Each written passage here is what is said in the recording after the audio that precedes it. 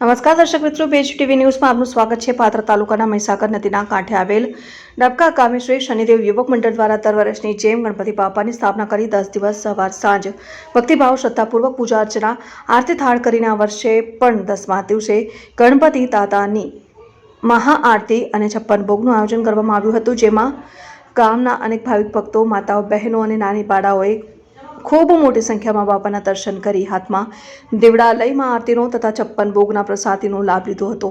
Reporter Ravindrasinh Gohil, BH TV news.